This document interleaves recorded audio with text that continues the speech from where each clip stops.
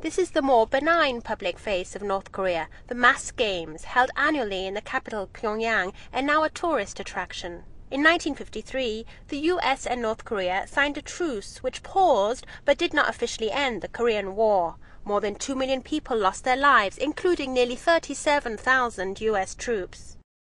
China's economic and diplomatic ties with North Korea make it one of the few countries with influence in Pyongyang, and Chinese Premier Wen Jiabao has just visited North Korea, aiming to persuade leader Kim Jong-il to return to the negotiations over its nuclear program. North Korea suggested the talks could be revived on condition that progress was made first in relations with the US. Back in China, Korea Tours is a British-run company based here in Beijing, and the general manager has a unique perspective in doing business in North Korea. The company specializes in travel to North Korea and is one of the very few Western companies working with the country. Many in the West may see North Koreans as living in isolation, receiving no outside news, and locked in a repressive totalitarian state. But Simon Cockrell has first-hand experience, and he believes engagement is the right thing. They understand the needs and requirements of the business, and things can be difficult, but that's not really down to the individuals that we work with. It's just down to hoops that have to be jumped through in terms of doing paperwork, really. Simon Cockrell also spoke about restrictions concerning international visitors to North Korea. There are limitations on photography, although not as strict as most people imagine.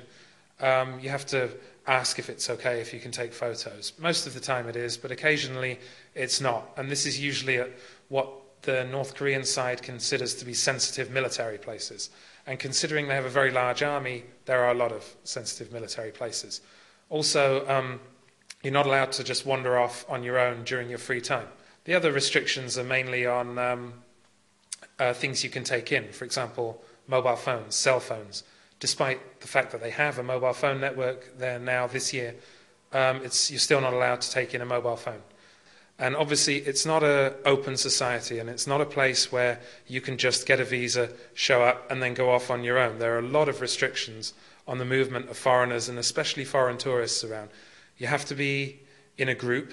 Even if your group is just one person, you're still a group. Each group is accompanied by 2 Korean guides. You have to have a program planned in full in advance, and you can't just go and knock on someone's door and see if you can go to their house for dinner. There's a certain amount of places you can go and things you can see, and that's basically that. But they are restricted from the North Korean side. So basically, North Korea admits people travelling on US passport only during the period of this Mass Games Festival, which is a huge artistic, gymnastic, propagandistic performance of 100,000 people, which takes place in the evenings in the world's largest stadium.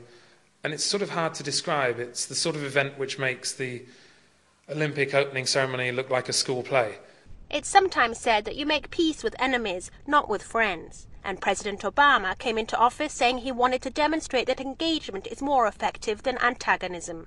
As Simon Cockrell's business indicates, North Koreans may have much to share with the rest of the world, and vice versa. But for the short term, the country and its people will probably continue to be scrutinized on the basis of the leadership's actions.